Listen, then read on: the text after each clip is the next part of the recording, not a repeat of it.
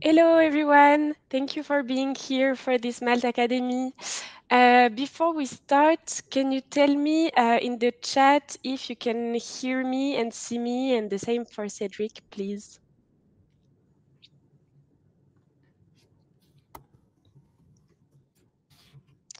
Okay, thank you, Cedric. So nice to meet you. I'm Alexandra. I work in the community team at Malt, in charge of freelance coaching and animation. And I also help to coordinate the Malt Academies. So today it will be Cédric Voisin, Chief Information Security Officer at Doctolib, who will do us the honor of hosting this Malt Academy to tell us more about shaping cybersecurity in hyperscale environments. So while waiting for everyone to connect, I will give you a quick introduction to Malt and to the Malt Academies and how they work, and for those who wouldn't know how Malt works. So the Malt Academies are proposed by Malt to allow the community to have quick access to training, talks, and to be able to learn about different subjects, either presented by freelancers or by external speakers. And for those who wouldn't know Malt, it is a platform used to connect freelancers and companies. And we are lucky enough to work today with the largest community of freelancers in Europe, with over 320,000 freelancers now.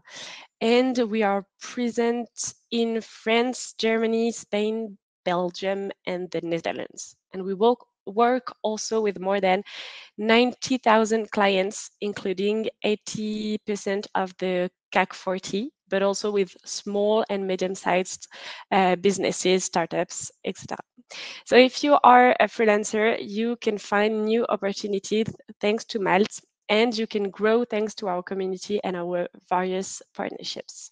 So I'm going now to leave the floor to Cedric.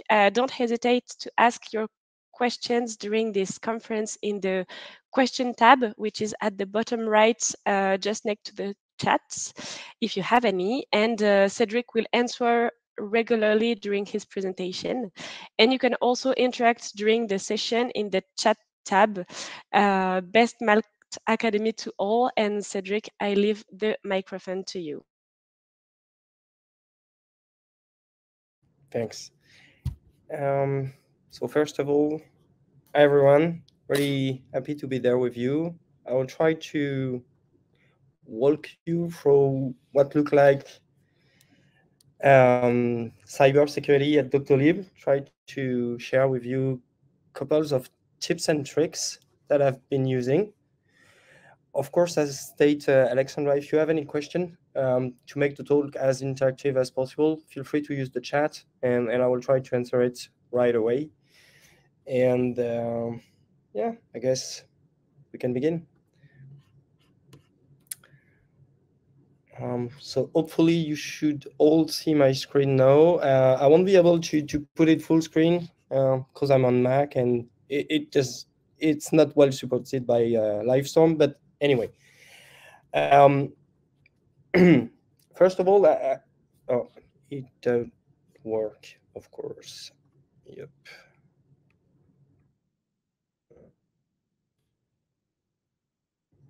Yeah, wonderful. Okay. Sorry. Uh,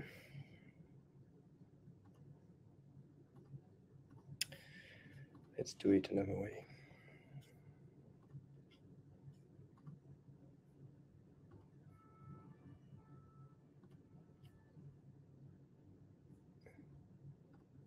Yeah, should be better now. So yes, first of all, I guess it's worth to remind everyone what is Hyperscale. So in order to prepare that talk, I walk through a couple of definitions, and I guess the one that answer the better what is Hyperscale is the one from Wikipedia regarding computing environment. So if you look at it, that will state that hyperscale in computing world is the ability for an architecture to scale appropriately as soon as load is added to the system. So that's the definition that is commonly agreed when we are speaking about computer environment. And I guess all of us that are working in IT or even security knows the scaling process pretty well. For example, if you are AWS or GCP or even Azure user, you probably already have heard about a feature that is built in, which is called auto scaling, which allow you basically to prepare your infrastructure to scale automatically as soon as extra load is added to that. But the real question is how it works when we talk about an organization and the process associated to the organization. And that's where I guess it's worth to explain what Hyperscale look like, at least for Doctolib. So I will walk you a bit through Doctolib history. So Doctolib is a French company that has been built or created in 2013 with the mission to revolutionize the access to healthcare, both for a patient and ease the day-to-day work of practitioners. So that's the mission of Doctolib. And to do that, we provide a variety of software. If some of you are using our software, basically you probably know about what we call the booking management system. So the software that allow you to take an appointment to any practitioner, and also at the practitioner level, the ability for him or for her to manage the appointment workflow for his daily or her daily duties. So today, Doctolib is roughly 2,700 employees. We operate in 3 countries, which are France, Italy, and Germany. We have more than 300,000 healthcare practitioners using on a day-to-day basis our software. And within the 3 countries, we are at 60 million patients using the application. To give you an idea of what the scale look like for Doctolib, I'll provide you with numbers. So I joined the company, if my memory is correct, 18 months ago. And we were at the time 1,000 employees. Today we are 18 months later, 2,700 people. We have a pace of hiring that is quite crazy. We're roughly on board, let's say 100 people per month in different functions. Of course, with the pandemic period that we have been getting through, we have seen also a massive increase in the usage of our software. Would it be simply booking appointments using the teleconsultation device that we have, or any other product that are used by practitioners, such as a product that we call Doctolib Team, that is a kind of WhatsApp, but for healthcare practitioner. To give you an idea of what the pandemic brought to that thing, back in 2019, the amount of appointments booked over the year was 240 million. In December 2021, in a single month, we made 70 million appointments. So meaning that we are now close to a third workload per month that is equivalent to the workload we had 2 years before. And that put a lot of things into perspective for us, because everything that you try to design, given a specific workload, needs to be designed with the idea in mind that the solution that you will provide, would it be security, software, or any other kind of activity that you may have in your company, will need to answer the current workload, 3 times the workload, 10 times the workload, 100 times the workload, and 1,000 times the workload. So that's the way we try to think about the solution we build on a day-to-day basis, keeping that question in mind: would my solution will still be functional and fully operational if I add 10x, 100x the workload we currently have. And when you think about that with simple issue in mind, you will see that the solution you will have foresee for a given problem is way different if you add that kind of workload increase. And that's really important to keep in mind. So basically, to answer that part, and for those of you who don't know what hyperscale are, it's really important to have as much automation, as much as process, and as much as KPI as possible. And that's the simple answer to how to deal with hyperscale environment. So if anyone of you is willing to leave the room now, you have the full answer. The following part of my presentation would be to walk you through a bit more details and why and what kind of impact it has for security.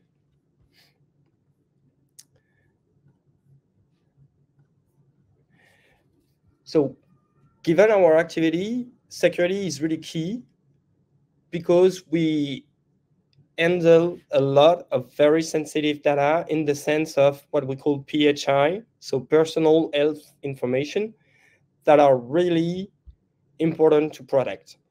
And so for the whole organization, we expect flawless execution on security and uptime as well, because we provide such a sensitive service to big hospitals, for example, in France, Germany, and Italy, or small practices that we do not want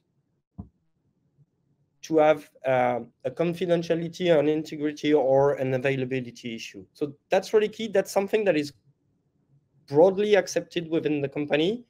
And to make sure that the security team is able to cope with all the requests we have from various departments in the company, we need to have a very strong culture around that. And that's why I thought it was important to share with you that that's one of the top 3 priority for the whole company, and everybody is aware of what it takes to make the best product, of course, because that's what we want to provide both to patient and practitioner, but also the most secure one. And so, given all that thing, finally, we can summarize the challenges in an hyperscale environment in 3 typology, and at least that's applicable for Doctolib. Given the pace of hiring that we have, we need to have a very specific and very industrialized process to onboard people and make sure that over the time in the company, they are kept up to date with various information and various tools that we can provide to them. So they do not have to think about security, but we know that by providing them all those materials, they will operate in a secure way. And that's really important. When you have 100 new people joining every month, you cannot rely on individual, I would say, impact. You need to have something that is really industrialized to make the thing happen. And once again, we have doubled the size of the company roughly in a year. So that's really important to keep that in mind. Of course, the second challenge is operating at scale requires a lot of tools and processes to be adopted and supported broadly. It means that everything that we build needs to be really understood by everyone, even non-technical people, because we are not only technical people, we do have sales people, we do have marketing people, we do have legal people, and so on and so on. So that's really key, that the processes, the security processes that we build are really simple to understand, really simple to use, so they are adopted and supported broadly. And of course, we provide associated tools, so the process is really easy to use. And the last part is much more something that we have for security, is how do you keep a security team really focused on what's matter in an ever-changing landscape? And I will go into details a bit after that to explain what it means really to keep the good focus.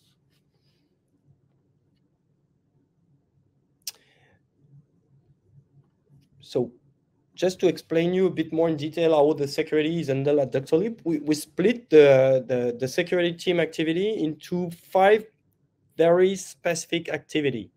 So we have something that we call platform security, which is basically the security of the infrastructure. We do not operate in an on-premise mode. We are a full cloud company. And so by using cloud products comes new security challenges that we need to handle, and we have a dedicated team to do that. The second part of the activity is what we call internally application security, and that's basically ensuring that every piece of code or every piece of software that is released respects the security posture that we want to achieve. GRC is something quite common in various industries. It stands for governance, risk, and compliance. And that's basically the team that is in charge of studying certification, making sure that we run the audit in the good way, that we maintain a risk management analysis up to date and moving. The fourth part is what we call corporate security. So that's basically the activity that targets internal people. So how we make Doctolib's life secure, and how we ensure that every tool that we provide to them to perform their duty answer those security needs. And the last part, of course, given the extra visibility that we have been foreseeing during the pandemic, it's really important for us not to be as secure as possible only, but to make sure that in the event that we have a security flaw, we are in a position to answer and respond in a very short time frame. To that, I can give you a couple of examples, and I will walk you through how we deal with security incidents.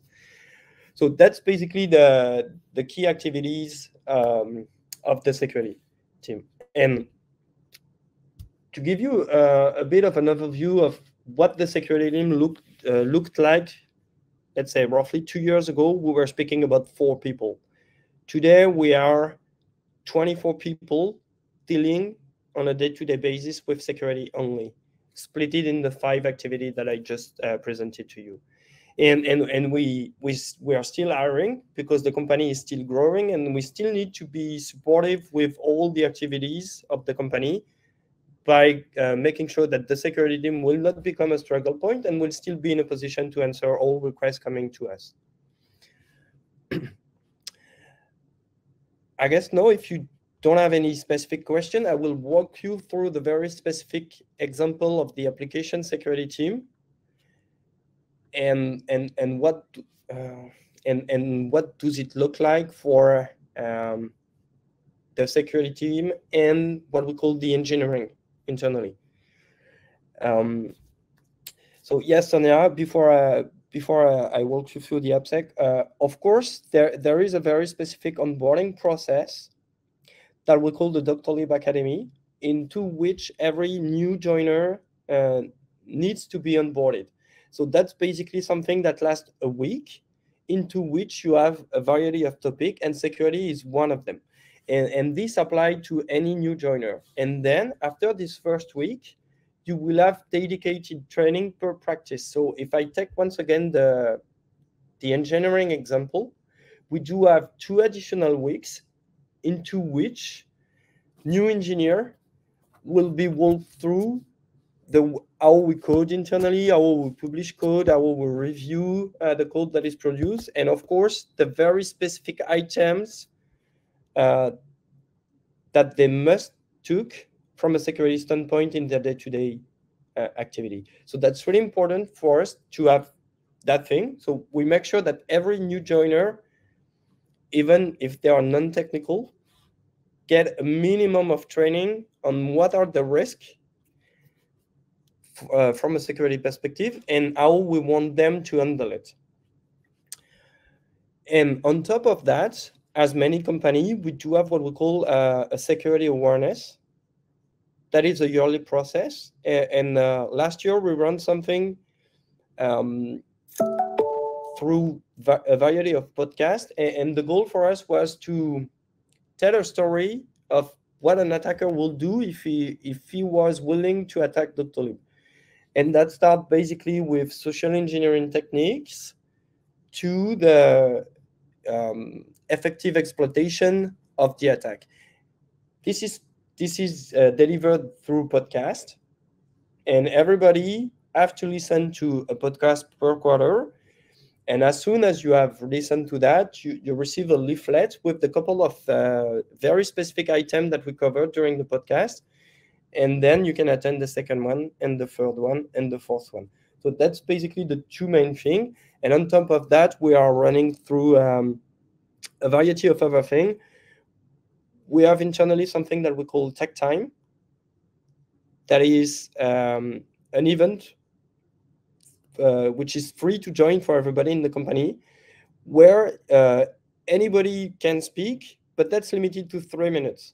And so that's also a way to share very specific or to pinpoint very specific security issue. So that's one of the other things that we use.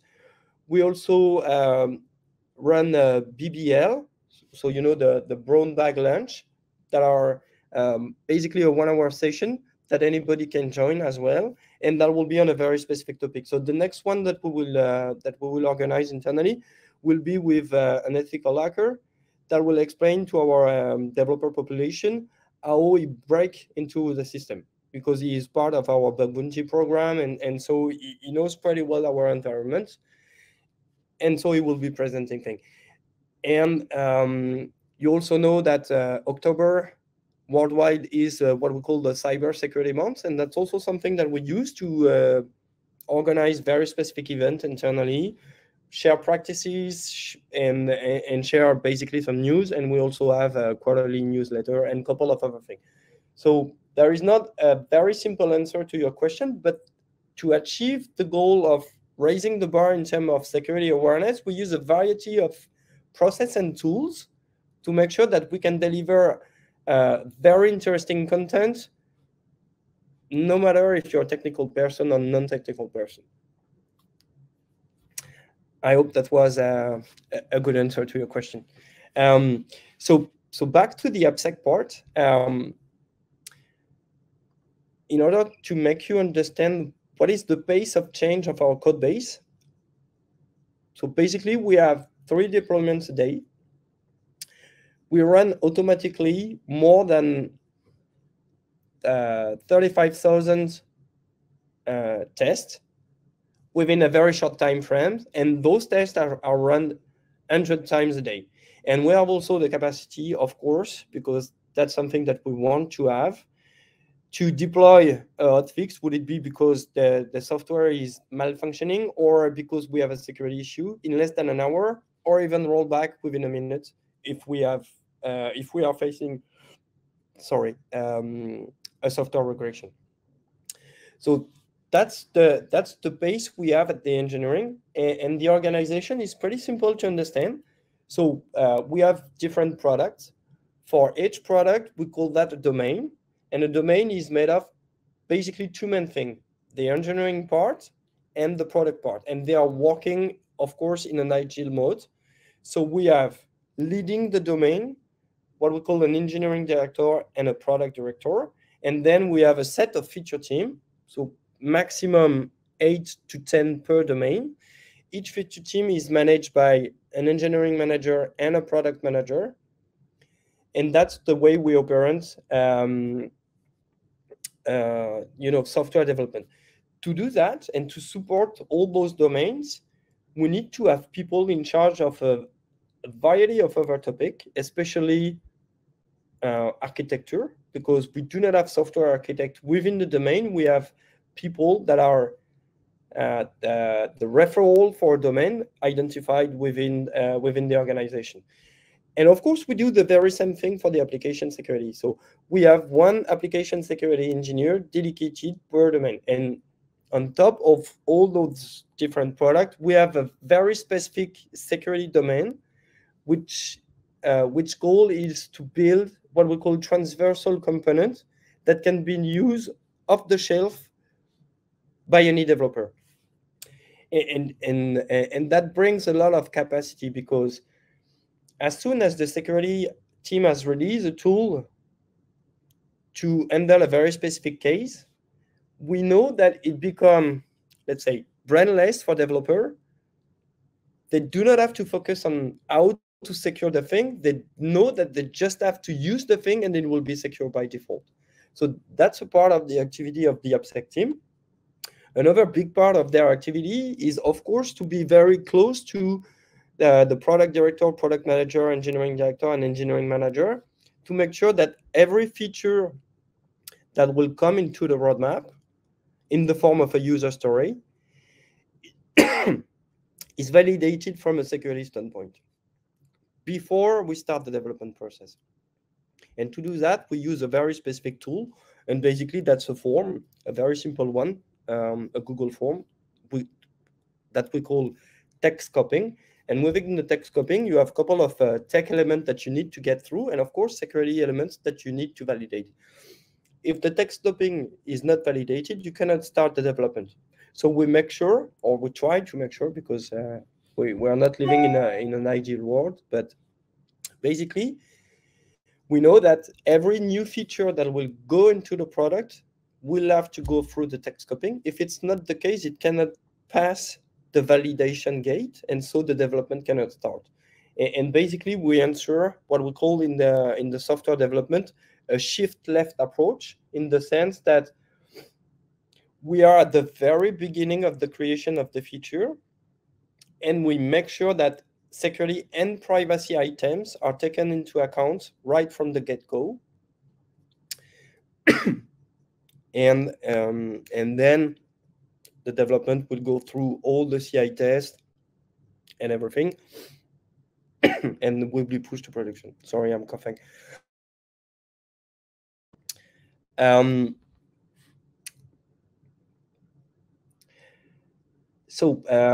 will answer Patty's question first. Of course, we do have a lot of dependencies. It represents roughly 3 million lines of code. We have a very simple stack at Doctolib, and that's something that we want to keep simple.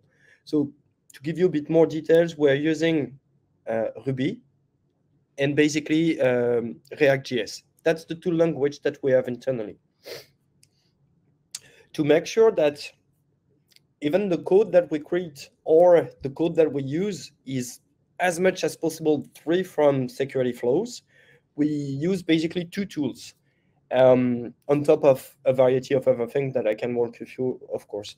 There is one tool that we use that is called Breakman, and that's basically a static analysis tool that will scan the code for non-vulnerability, for example, the top 10 OWASP or everything that you can think of. And on top of that, we're using something called Dependabot.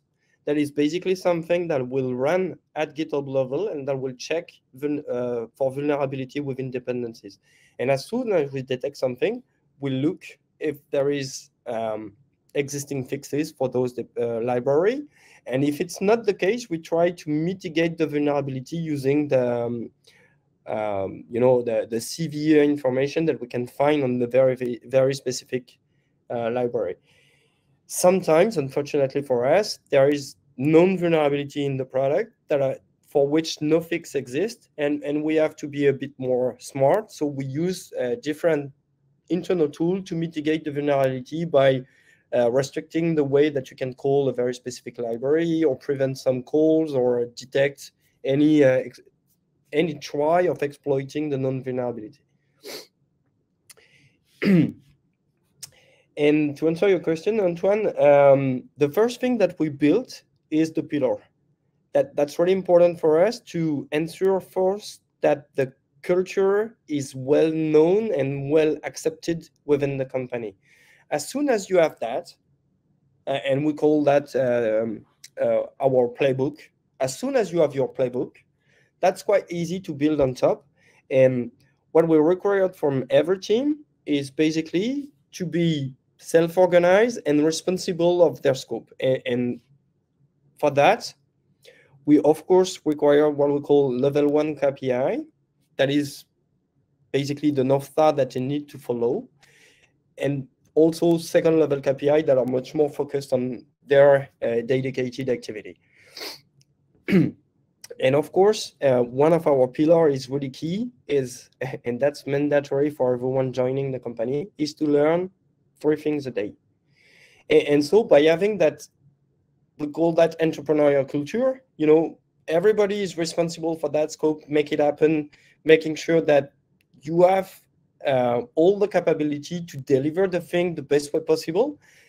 People are really responsible of everything, and they act as if it was their company, and that's really important for us. So that's why that's really important for me to state that the culture is the most important part. As soon as you have the culture, you can build on top of it, and that will be quite easy, to be honest, with some limitation, of course, because the pace of the company is really important. um, but you know that everybody within the company will act and think the same way, so that's really making the thing easier. um, then I was speaking about a lot of processes that we have internally, and I would like to probably walk you through a very specific one, which we call Dr. Crisis. So Dr. Crisis is the tool that we have been building to answer to any kind of incident. So basically, you can launch what we call a crisis if you see that the software is not accessible by someone, or if you think there is a security risk, or if you think there is a privacy risk, etc., etc. And once again, that's really important that we have that tool, not because that's the most shiny tool, that's something that we develop internally, but that's something that perfectly fits within our culture. Once again, to have everybody responsible for all the mission that we have internally and making sure that's delivered. So basically, when we have a security incident, you have to log onto a simple Heroku app, and you can press a button which is called Security Crisis. And what it will do, it will trigger automatically, a very specific process of notification through Slack and through SMS mainly. And that will target a couple of people first. Those people are called incident manager. Their role is to join the crisis and make sure that we follow the playbook, meaning that the way that we want to execute all the steps to mitigate and remediate to a specific security incident. Then you will have another person, which is called the scribe, that the only role the scribe has is to take notes during the crisis process.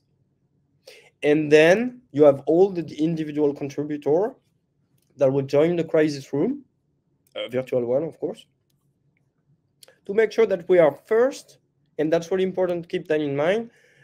The very first thing that we want to do is to mitigate the impact. So I can give you an example. For probably you've heard about the big issue by the end of last year that is called Log4j. So a library that is used in a let's say billions device or application landscape that was allowing an attacker to basically access the directory, to make it simple. As soon as we discovered that or were aware of that vulnerability, we launched a crisis, and everybody in the couple of roles that I described to you joined the crisis room to make sure that first we were in a position to identify every place where Log4j was in use for us. Fortunately for us, we are not using a lot of Java, so that was quite limited. But anyway, and then as soon as we have identified a couple of software that we were using that was that have Log4j embedded, we decided to mitigate the thing. So first, making sure that nobody can exploit the vulnerability by filtering traffic. And only after that, we decided to study or even fix the thing if that was possible. And after that, once again, as soon as we were confident enough that our infrastructure was no longer sensitive to that kind of attack, we reach out to the third party that we have, because basically we use more than 300 different SaaS applications for our day-to-day use. And so we had to contact everybody one by one. So that's a very simple example of how we are in a position to mobilize a huge chunk of the organization to answer to a very specific security issue. But that's also applied to, for example, communication issue. Let's say we have a journalist that do not like us, write a paper that is pretty nasty for us. That will raise also a crisis, and we will try to deal with the incident in the very same way. And we have that for, I told you, application issue, legal issue, communication issue, etc., etc. So we design the process once, and we use it multiple times without redesigning the thing. Just only adapt a couple of, very small chunk of the process to make sure that no matter the new activity that we may introduce within the company, we will still be able to reuse the thing. And that echoes to the thing that I was telling at the very beginning. We design the process by thinking first that how we can reuse it as much as possible, and will it scale if we reach, for example, 10,000 employees.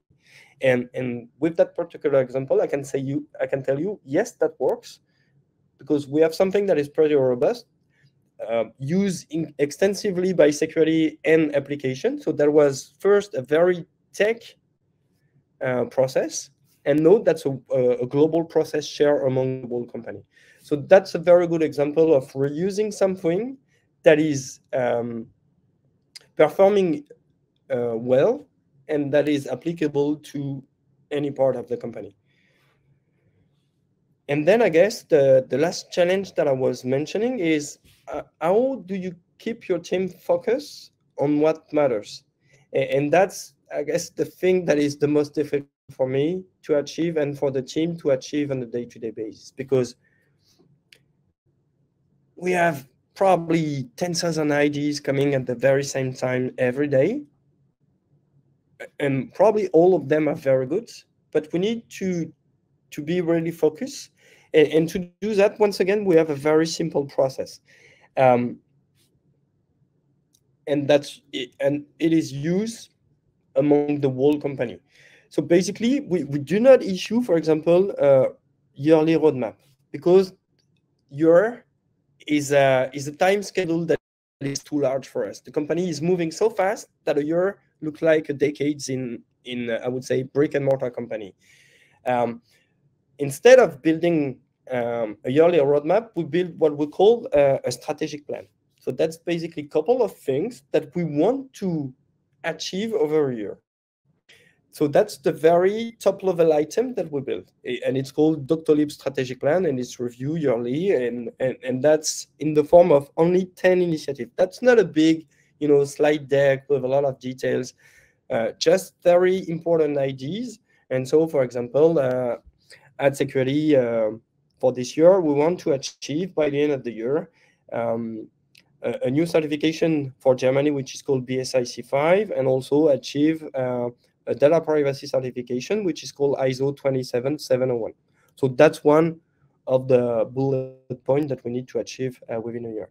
But of course, as security is a support team, we are impacted by all the other initiatives within the company. So as soon as we have that plan, we try to cut it into 4 chunks that are basically the quarter initiative that we want to tackle within a quarter. And I will take once again the software development example.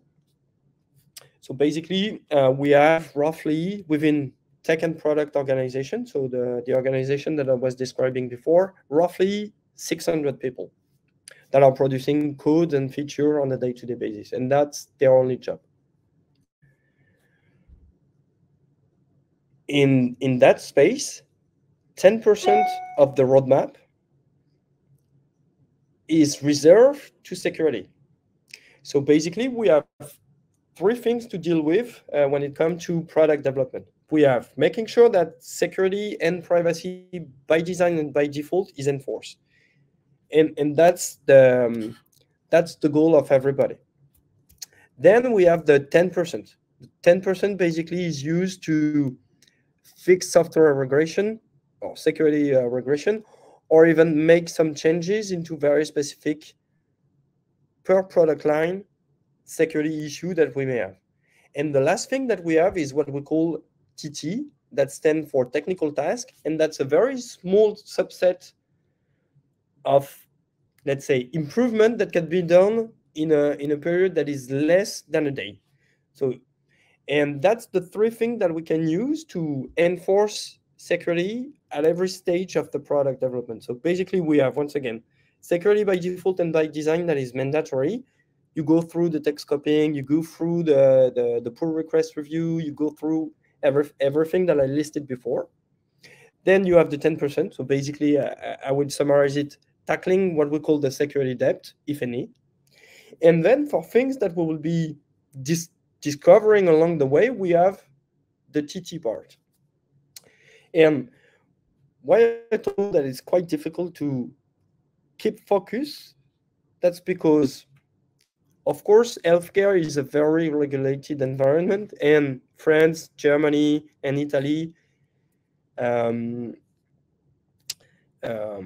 make their regulation evolve, and it has impact on our product. So this will enter the roadmap part, but given the timeline that we have to comply, it can jeopardize a bit the couple of items that we have identified before.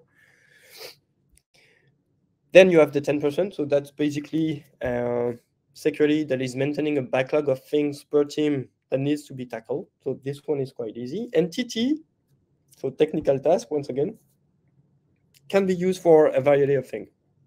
We discover a vulnerability within a library, we will use a TT to make sure that we can patch it, for example. Or we use, for example, filtering mechanism to make sure that you cannot brute force very specific endpoint. And at some point, sometimes the threshold that we set is either too high or too low, and create false positive. So we can use also TT for that. But you have to keep in mind that we have that 50 times because we have more than 50 feature team. And I have only, within the AppSec team, 7 people to deal with all that team. And that's where comes the process. We have a formal roadmap, quarterly roadmap review process with the product director and the engineering director, in which we agree on the couple of things that needs to be done within the 10%, and the topic is locked for a quarter. And that will also, trigger some bonus payout, because everybody is incentive on the security, and that's a way to achieve good security. Talking about money, that's quite a good thing. So the better you are at security, the better you own. And then we need to have a flawless execution when it comes to the full roadmap. And to make sure that happen, we have a couple of rituals that come from the agile methodology. So it can be daily, weeklies, anything that you can think of, or anything that you know already maybe. And that's what we use to make sure that we have a very precise and efficient arbitration process.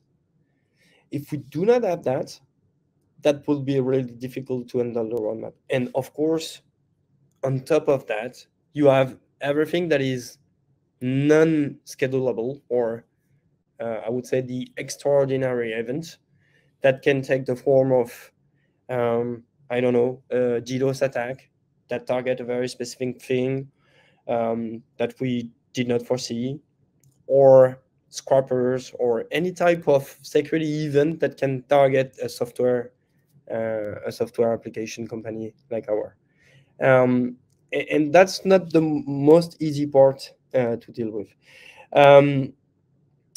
So, but yes, we do have freelance, and basically we enforce a couple of things to make sure that we protect our main repo and code base. We provide laptops with a very specific security configuration. We provide, of course, the credential to access it. We monitor the activity of those very specific accounts, and a couple of other things. But that's not, we have only a very small number of freelancers, mainly people that were former employees of Doctolib that have taken another path, but sometimes we hire them as freelance, and a couple of other ones, but that's really limited. Then we use outsourcing sometime, but on non-sensitive part. Once again, that's really important for us to make sure that we protect the confidentiality and integrity of all the sensitive data that are given to us. And that's really, really, really important for us. So if we need to massively open the code base to external people, we will open the part that is less sensitive. Yes, Benjamin, we use Cube. Yeah, we use Cube, and we have quite a big Kubernetes environment. To give you numbers, to run what we call the Rails engine, that's supported roughly by 800 pods. And for the front end part, yeah, roughly the same number, 700, depending on the workload. We have also the biggest transactional database in Europe, hosted at one of the biggest, I would say, transactional database hosted at AWS level. Yeah.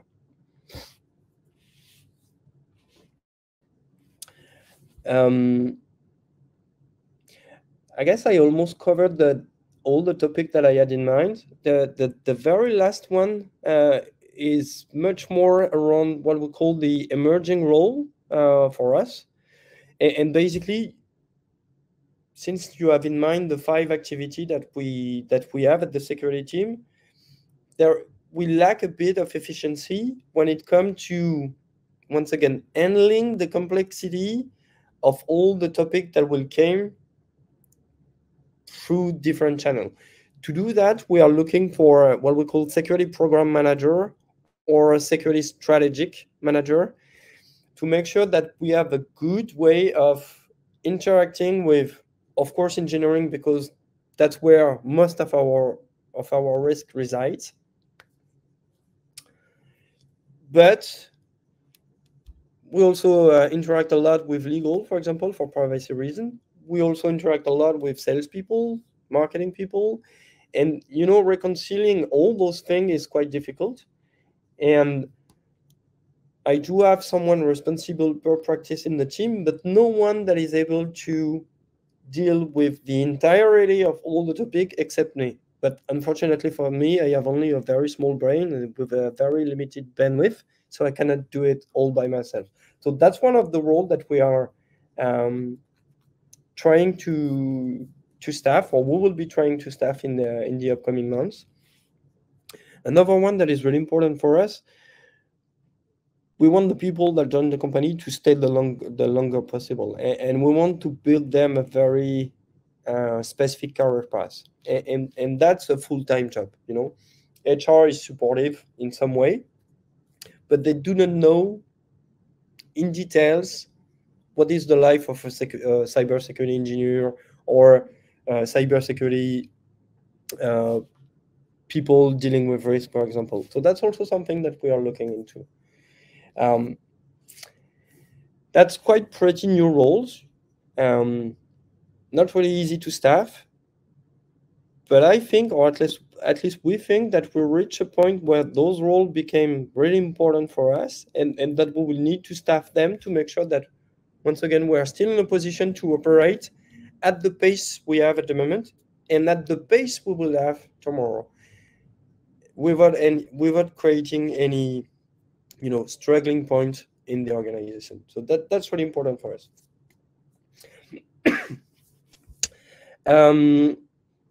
I guess I'm done with the presentation. We can have a Q&A session for sure. Benjamin, that's really easy to answer to your question. I guess we have a fairly simple process. Of course, we are still using what we call the security third-party assessment, that are basically questionnaire or different exchange that we want to have with a very specific partner. And that's the case for us with our cloud provider. So we are using the three main ones, GCP, Azure, and AWS, for different topics. But every one of them have been through this process. I am a pretty lucky CISO because I have internally the people that can ensure me that we run the platform securely. So even if they are sharing their level, and to be honest, GCP, AWS, and Azure are very good at security. If you take the thing off the shelf, you will still have to comply to a variety of very specific items that they will not take care of. So I have the platform security team that is dealing with that on a day-to-day basis. And of course, then we have a contractual mechanism that is handled by the legal to make sure that if at some point there is a security breach, we are noticed in a very short time frame. We have penalty set in the case that it's harmful for us. And then we use a third-party company that run physical audit on their premises. Of course, we are still a small company, so we cannot say to, let's say, Google, tomorrow we'll go into your premises to audit you, but we use a company that is big enough to reach that point. Any other question, maybe?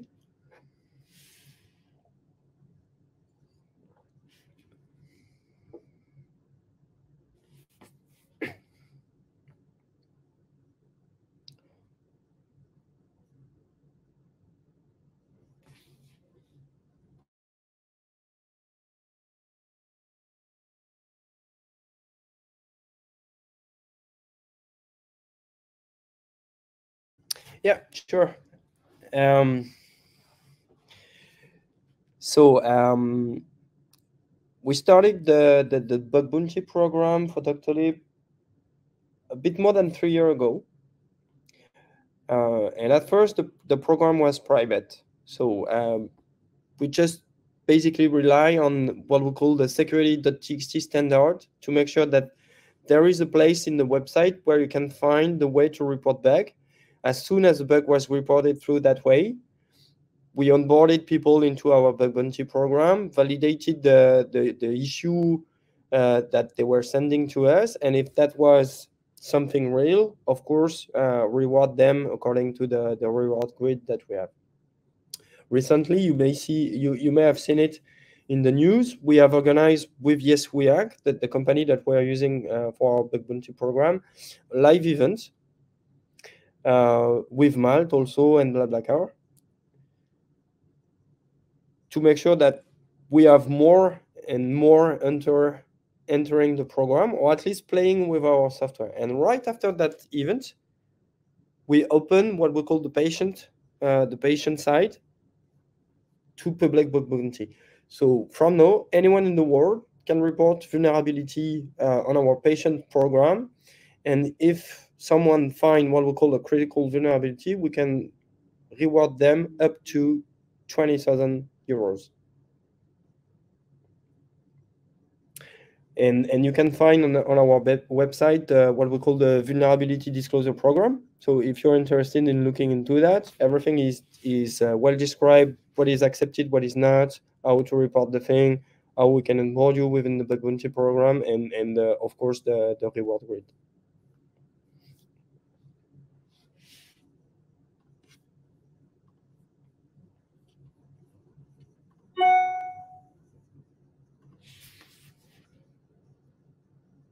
Any other question? We still have 6 minutes.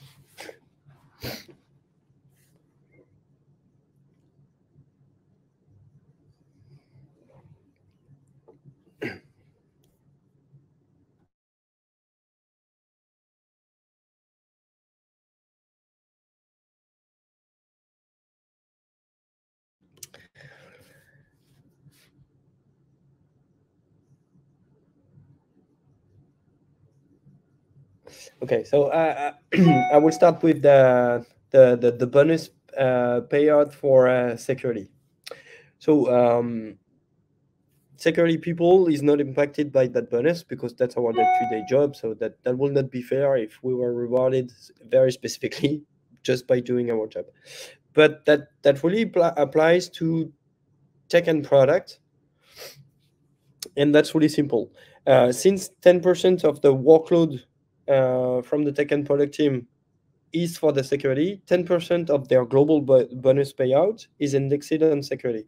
And to pay the bonus, that's really easy. We say for this quarter, you have XYZ to achieve. If you achieve XYZ, you have 100% of your 10%. Quite easy. If you only do YX, you will only have 66%. So we prefer to make sure that we do have a commitment from those teams to deliver security improvement, and only making them committing on 1, 2, or 3 item maximum. But by doing that, we are in a very um, I would say in a virtuous cycle, because we know that the thing will be done, and if they are done in the time that was given, uh, people will have an additional bonus on their payslip. So that's quite a fair process in the end. Not the whole company have a security bonus, but the whole tech and product team does. Um, and yeah, Lou Adrien, that's a very good question. So basically, I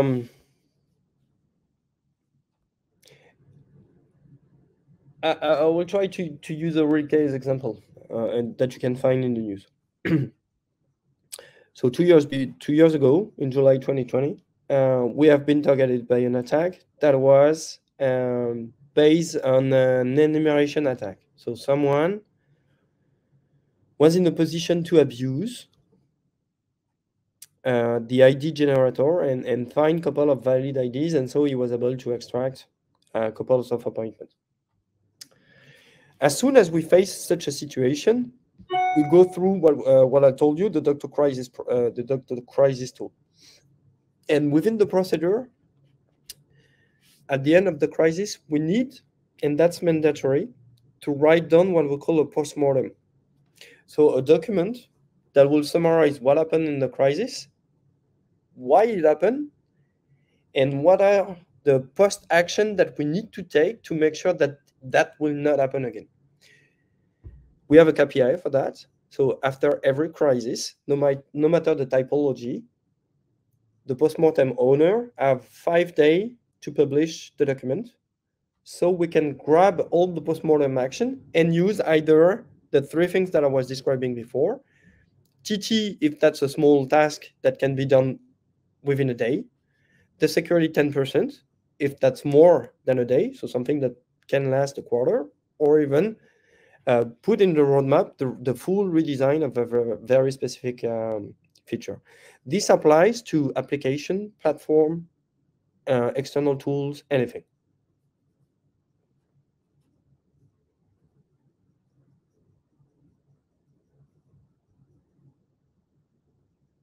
We may have time for one last question.